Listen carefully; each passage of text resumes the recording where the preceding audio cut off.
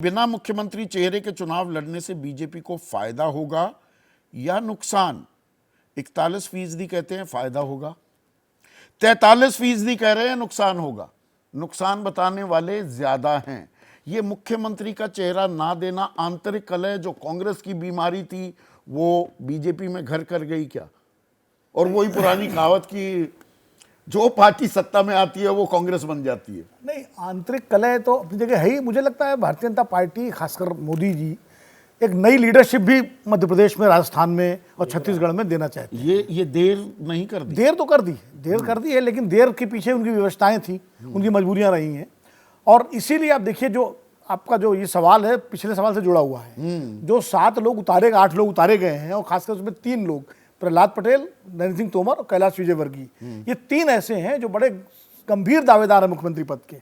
तो जो अभी विजय भाई कह रहे थे कि इनके क्षेत्र में, देखिए जो सर्वेज आ रहे हैं उसमें आप देखिए कि मालवा निमाड़ जो बीजेपी का गढ़ माना जाता था, इस बार सर्वेक्षणों के मुताबिक वहाँ स्थिति कमजोर, यही स्थिति ग्वालियर चंबल संभाग की है और यही बुंदेलखंड की। इन तीनों जगह जो है दिग्गज उतारे गए हैं ताकि उनके क्षेत्रों में, अब कैलाश विजयवर्गीय लड़ेंगे तो मालवा निमाड़ के लोगों को लगेगा शायद बीजेपी की सरकार बने तो कैलाश जी का नंबर लग जाए, तो भाई जरा लगो पार्टी के लिए। ग्वालियर चंबल में नरेंद्र सिंह तोमर के लिए यही भावना होगी, यही प्रहलाद पटेल के लिए बुंदेलखंड में हो जाएगी। ये एक रणनीति हो सकती है और नई लीडरशिप भी होगी। लेकिन जो 41 और 43 का फर्क है, मुझे लगता है कहीं ना कहीं शिवराज सिंह को साइडलाइन करने का जो नुकसान हो सकता है बीजेपी को, वो 41 और 43 का है। वसुंधरा को साइडलाइन जो किया जाएगा, ये वसुंधरा संदर्भ बात कर रहा था, वसुंधरा का भी वही होगा जो शिवराज के साथ है, वही वसुंधरा के साथ होगा।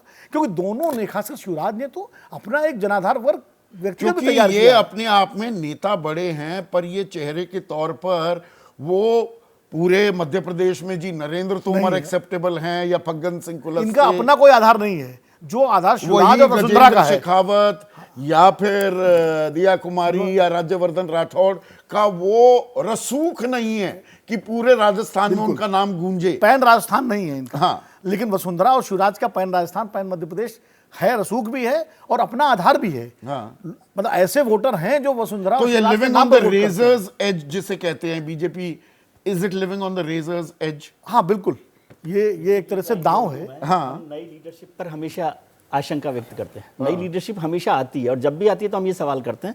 वसुंधरा जी का जिक्र हुआ, वसुंधरा जी जाहिर है बड़ी नेता हैं, लेकिन एक बात तो पार्टी की तरफ से ये कही गई कि पिछले 5 साल में उन्होंने कोई काम नहीं किया। हाँ। आंदोलन के तौर पर। हाँ। खैर वो अलग इशू है। मैं दूसरी बात बता रहा हूँ, नई लीडरशिप को, रमन सिंह के लिए भी वही है। नई लीडरशिप के लिए वसुंधरा जी सबसे मुफीद नाम है। जब भैरव सिंह शेखावत भारतीय जनता पार्टी के सबसे बड़े नेता होते और राजस्थान में रहते हुए भी राष्ट्रीय स्तर पर 3रे नंबर के नेता थे वाजपेयी अडवाणी के, भैरव सिंह जी के रहते हुए भारतीय जनता पार्टी कभी भी बहुमत की सरकार नहीं बनाई। हाँ। और उसके बाद नए चेहरे पर वसुंधरा जी आई तो उसमें वो पूरे स्पष्ट बहुमत के साथ सरकार आई है। नई भैरव सिंह जी के और वसुंधरा जी का ये नई लीडरशिप का मैं कंट्रास्ट आपको बता रहा हूँ। इसलिए कोई जरूरी नहीं है कि हमेशा पुराने, और कभी तो बदलना पड़ेगा ही ना, कभी ना कभी तो बदलना पड़ेगा। देखिए, मैं कहना ही चाहता हूँ कि हम लोग ये जो समीक्षा कर रहे हैं, सब बहुत अच्छे पॉइंट्स आ रहे हैं इसमें निकल के, लेकिन हम लोग भारतीय जनता पार्टी के नेतृत्व की शर्तों पर कर रहे हैं समीक्षा। मेरा मानना ये है कि बहुत भाजपा में जैसे मोदी जी आए हैं, सांगठनिक ओवर सेंट्रलाइजेशन बहुत बड़े स्तर पे हुआ है और अब वो अपने चरम पे पहुंच गया है। उसका बहुत लाभ हुआ है भाजपा को केंद्रीय स्तर पे और दूसरी जगहों पे, लेकिन राज्यों की राजनीति में उस ओवर सेंट्रलाइजेशन का बार बार इसके उदाहरण मौजूद हैं। सांसद बहुत नुकसान हुआ उसकी खुद की वक़्त, उसका काम बेमानी हो गया है कि भाई जैसे सिर्फ प्रधानमंत्री मोदी की लहर में ही आप जीत कर आ गए। पार्टी मोदी से शुरू होती है, मोदी पे ही खत्म हो जाती है और कोई भी मंच हो, हर जगह वही मौजूद हैं। तो पॉलिटिक्स में भाजपा में लोग आते हैं, वो अपनी एजेंसी की तलाश करते हैं, कुछ पहलकदमी की तलाश करते हैं, वो सारी की सारी चीज़ें भाजपा के अंदर सिकुड़ती जा रही हैं, खत्म होती जा रही हैं, वो पूरा स्पेस भी खत्म होता जा रहा है। खबरों की तह तक जाना और सच खोज के लाना ताकि आप रहें आगे, इसी सोच के साथ हम निकलते हैं खबरों की जमीनी हकीकत जानने।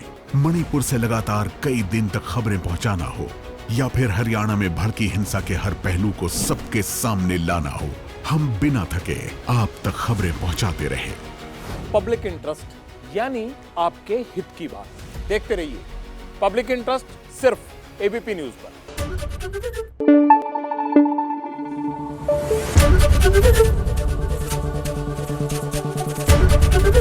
एबीपी न्यूज आपको रखे आगे।